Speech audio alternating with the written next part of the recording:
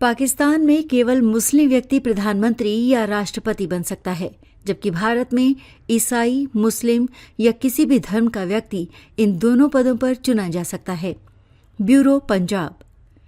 पाकिस्तान में प्रधानमंत्री या राष्ट्रपति बनने की योग्यताओं में मुख्य रूप से पाकिस्तान के संविधान के अनुसार उम्मीदवार पाकिस्तान का नागरिक होना चाहिए। वो मुसलमान होना आवश्यक है। व्यक्ति इस्लाम की शिक्षाओं का ज्ञान रखता हो और उसके कर्तव्यों का पालन करता हो। उसका चरित्र अच्छा होना चाहिए और वो किसी गंभीर अपराध में शामिल न हो। इस्लामी मान्यताओं का उल्लंघन करने वाला या धार्मिक रूप से बदनाम व्यक्ति इस पद के लिए योग्य नहीं होता। गौर करने वाली बात यह है कि पाकिस्तान के संविधान में शैक्षणिक योग्यता की कोई अनिवार्यता नहीं है, लेकिन धार्मिक योग्यता अनिवार्य है।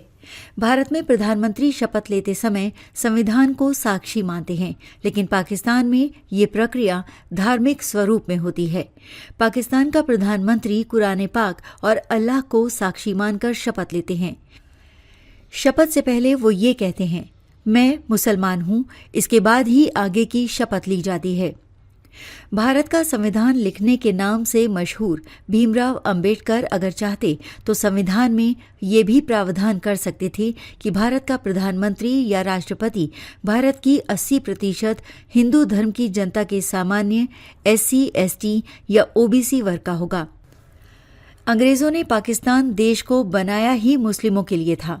मुस्लिमों की आबादी अधिक होने के कारण पाकिस्तान मुस्लिम राष्ट्र बनाया अंग्रेजों ने, जबकि भारत ने हमेशा से हिंदू धर्म की आबादी 80 से 90% रही है।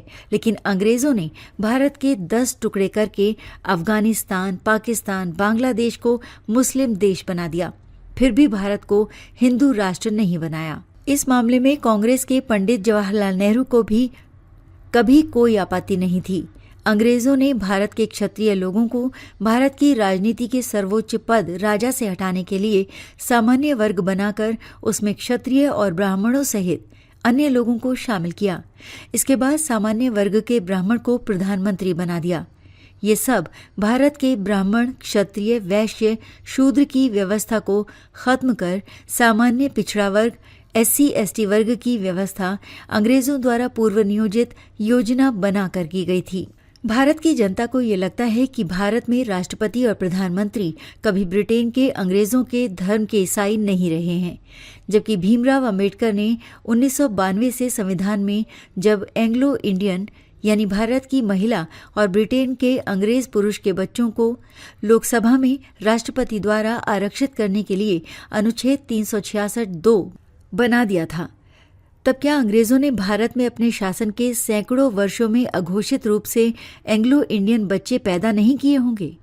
महात्मा गांधी, भीमराव अंबेडकर, पंडित जवाहरलाल नेहरू, सरदार वल्लभ भाई पटेल सहित कांग्रेसियों 1925 से 2025 तक 100 साल राष्ट्रीय स्वयंसेवक के संघियों 1980 से सभी भाजपाइयों के होते हुए 2025 में भारत की ये दुर्दशा है कि विश्व के अन्य देशों की तरह जिस धर्म की आबादी अधिक है उस देश को उसी धर्म का देश घोषित किया गया है।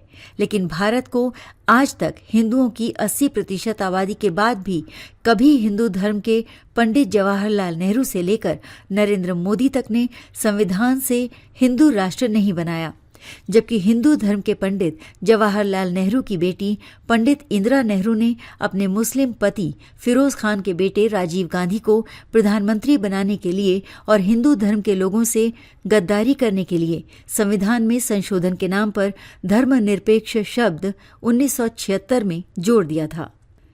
सबसे बड़ा प्रश्न ये है कि भारत का संविधान ब्रिटेन की लोकतांत्रिक व्यवस्था से प्रेरित बताया जाता है। लोकतंत्र में बहुमत से फैसला होता है। 1947 में अंग्रेजों ने जब भारत और पाकिस्तान का विभाजन किया, तब भी विभाजन करने की शर्त पर ही भारत को झूठी और गुमराह करने वाली आज़ादी दी थी। तब तो 1860 के कानून 2024 तक चलते रहे। भारत और पाकिस्तान का बंटवारा करने के लिए हिंदू मुस्लिम के बीच दंगे कराकर अंग्रेजों ने लगभग 10 लाख लोगों को भी मौत के घाट उतार दिया था। जिसमें हिंदू और मुस्लिम उन क्रांतिकारियों को मार डाला था जो भारत की आजादी की लड़ाई वास्तविक रूप में लड़ रहे थे।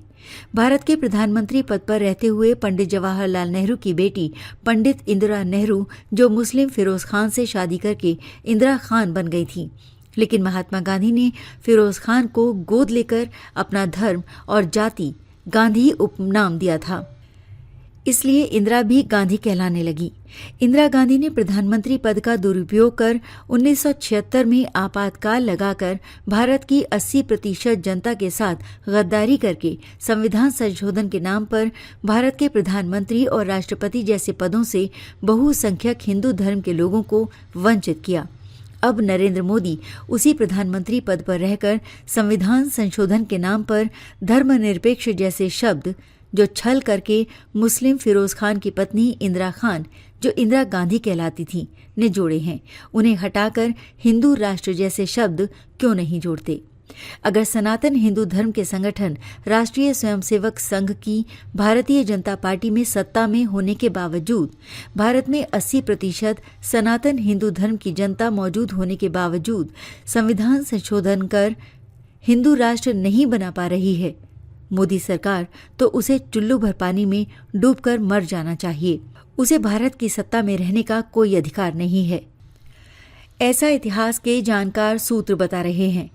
खबर को शेयर फॉरवर्ड कर पूरे विश्व में पहुंचाकर विश्वगुरु भारत में सहयोगी बनकर बिना वर्दी के सैनिकों की तरह आप भी अपना कर्तव्य निभाइए। देश और दुनिया की ताज़ा और विशेष खबरों के लिए पढ़ते और देखते रहिए भारत से अंग्रेजों के 1860 के भारतीय दंड संहिता के कानून बदलकर 2023 के भारतीय न्याय संहिता के कानून 1 जुलाई 2024 से शुरू करने वाला सैनिक गर्जना समाचार पत्र और सैनिक गर्जना न्यूज़ चैनल। नमस्कार।